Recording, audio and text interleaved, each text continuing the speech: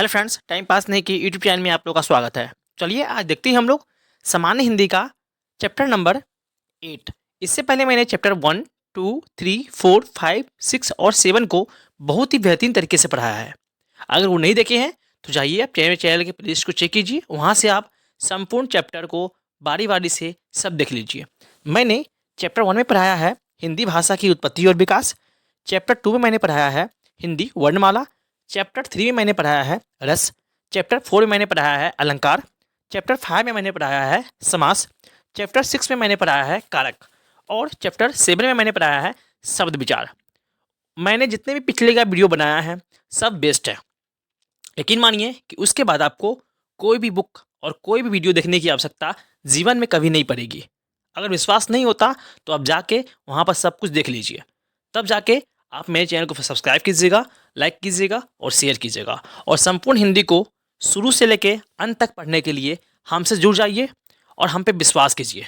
मैं आपको सिर्फ वही कंटेंट पढ़ाऊँगा जो आपके एग्ज़ाम में आएगा, है ना। तो चलिए आज देखते हैं हम लोग चैप्टर नंबर 8, जिसका नाम है छंद।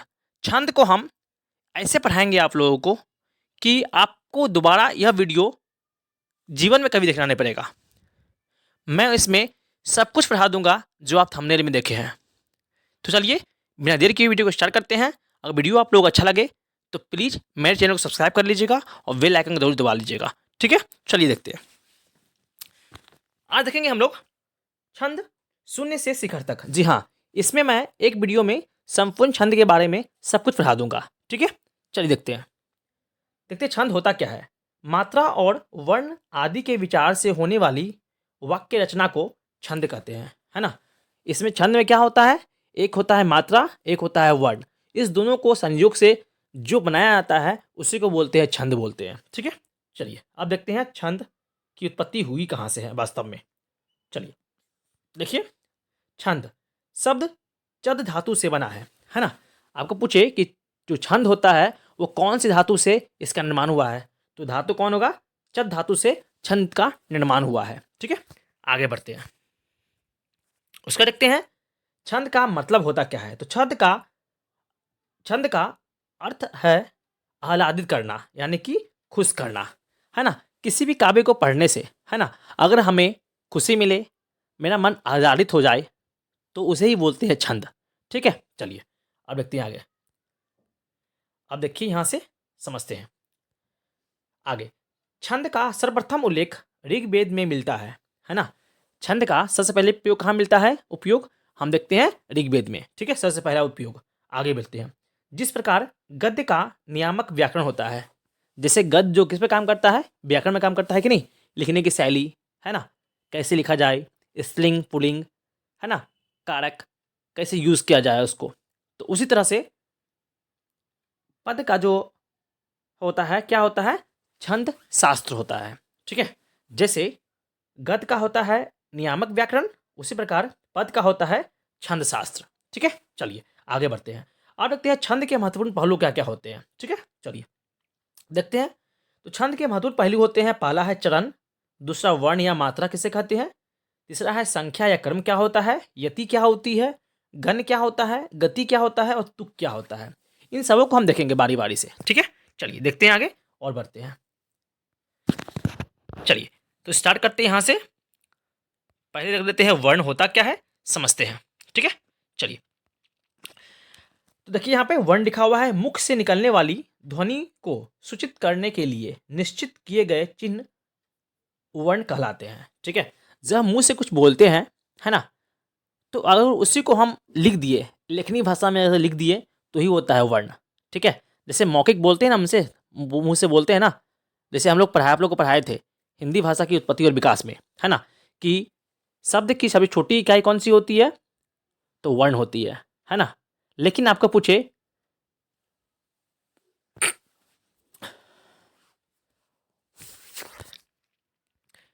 चलिए देखते हैं आगे। आप देखते हैं वर्ण दो प्रकार के होते हैं, एक होता है ह्रस्व, इसे बोलते हैं लघु वर्ण, दूसरा होता है दीर्घ, जिसको बोलते हैं गुरु वर्ण, ठीक है। लघु बोलेंगे तो ह्रस्व और गुरु बोलेंगे तो दीर्घ, ठीक है। चलिए अब देखते हैं आगे।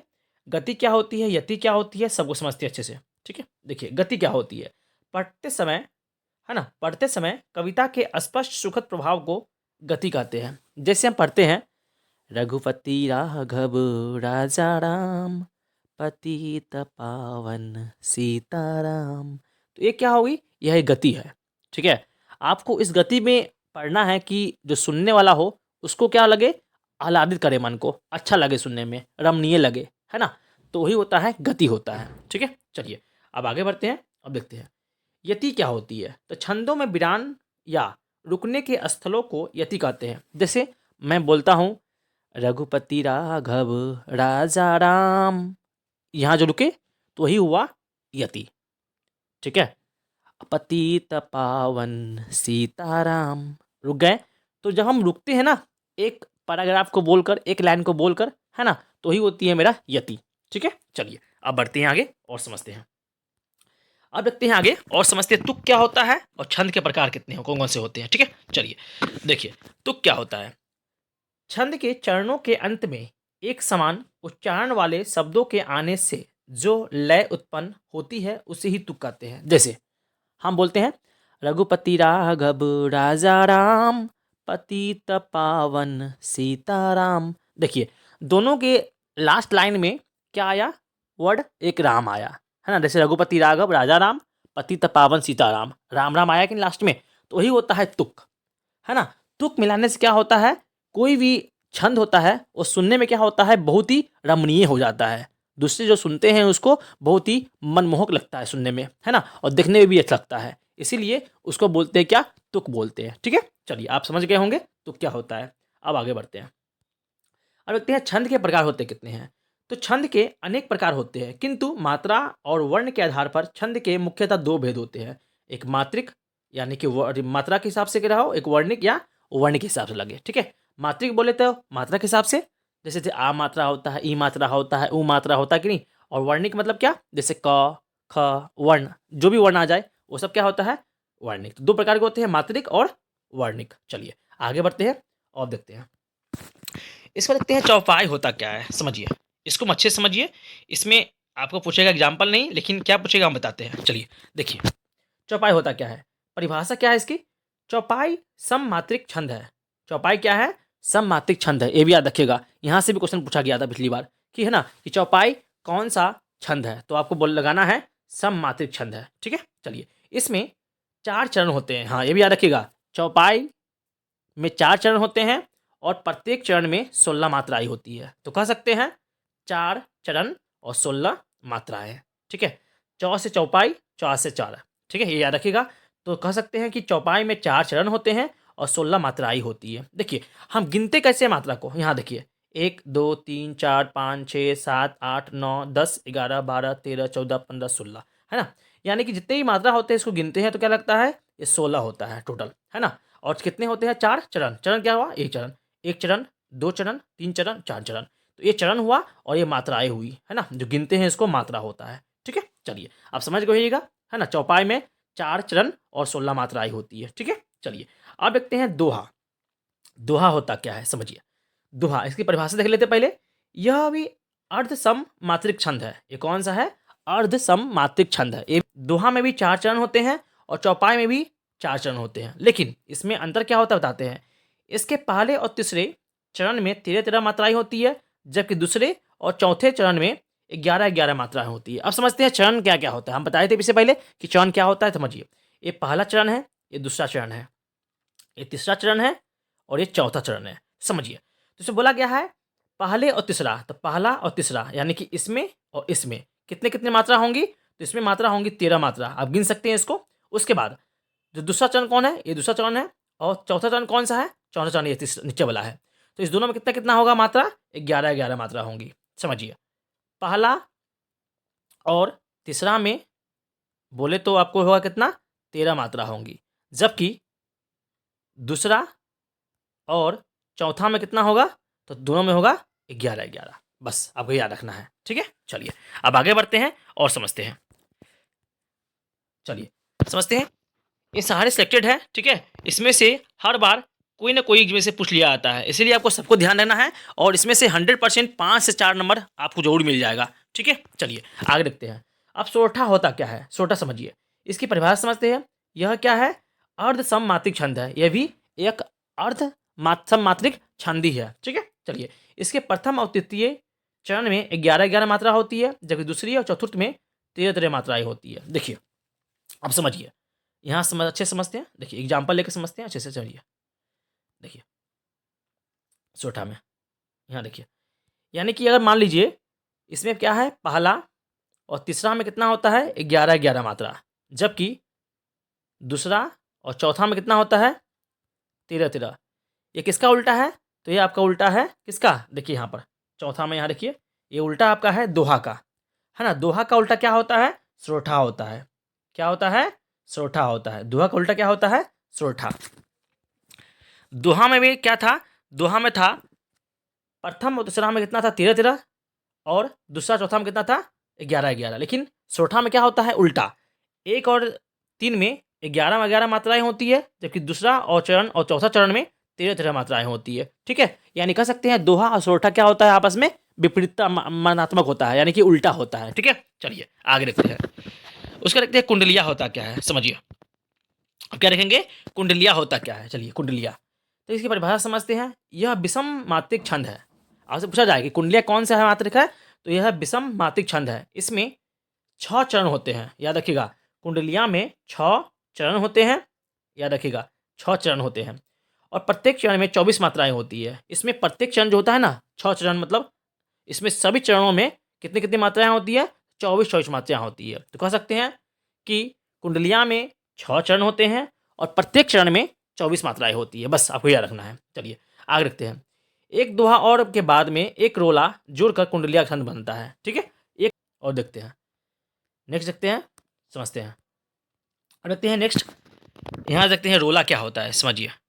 क्या बोले हम, रोला। रोला होता क्या है, समझिए। देखिए यह मात्रिक सम छंद है। ये कौन छंद है, मात्रिक सम छंद है। इसके प्रत्येक चरण में 24 मात्राएं होती है।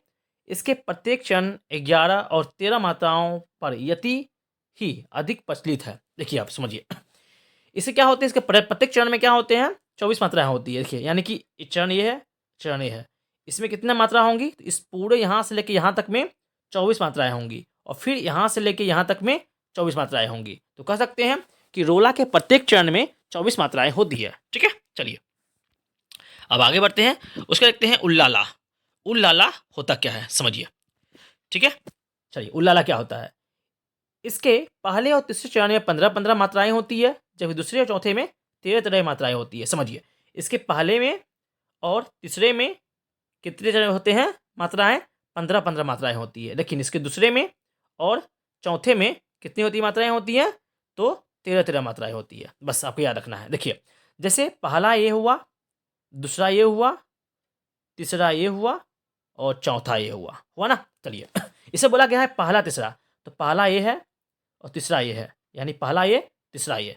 तो इस दोनों में कितना कितना होगा, 15-15 मात्राएं होंगी। आप यहाँ से गिन सकते हैं, यहाँ से लेके यहाँ तक गिन सकते हैं। ठीक है, और जबकि दूसरा क्या है, ये दूसरा ये है, और चौथा कौन है, चौथा ये है।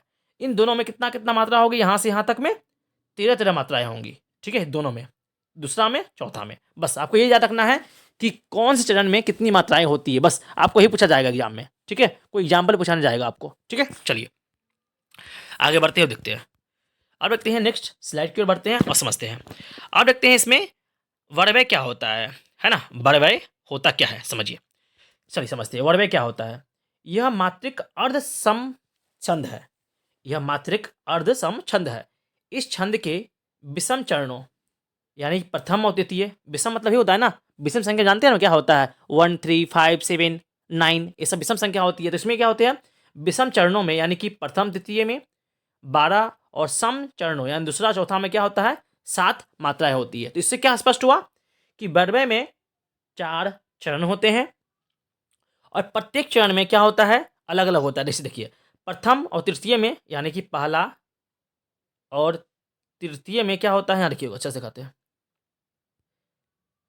चलो लिखते हैं यहाँ पे। इसमें क्या होता है, प्रथम और तृतीय में होता है 12 मात्राएं होती है, जबकि दूसरे में और चौथे में कितनी होती है, 7 मात्राएं होती है। अब समझिए, इससे पहला ये है, दूसरा ये है, तीसरा ये है, और चौथा ये है। समझिए, इसमें बोला गया है पहला और तीसरा में 12, यानी कि पहला ये हुआ, तीसरा ये हुआ, तो इसमें कितना कितना मात्रा होंगी, 12 12 दोनों में मात्रा होगा। लेकिन दूसरा में और चौथा में इसमें कितना होगा, इसमें होगा 7। यहाँ से यहाँ देखिए दूसरा और यहाँ से यहाँ चौथा, इन दोनों में क्या है, 7 7 मात्राएं हैं।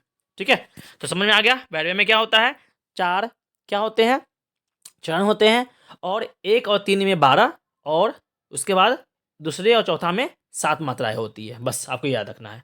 अब देखते हैं हरिगीतिका क्या होती है। ठीक है, हरिगीतिका समझिए हरिगीतिका को। यह मात्रिक सम छंद है। ये कौन छंद है, यह मात्रिक सम छंद है। इस छंद के प्रत्येक चरण में 28 मात्राएं होती है। आप समझिए, इसके प्रत्येक छंद में क्या होती है, 28 मात्राएं होती है। 16 और 12 मात्राओं पर यति, अंत में लघु गुरु का प्रयोग ही अधिक प्रचलित है। आपको ये याद रखना है, इसको आपको स्किप करना है।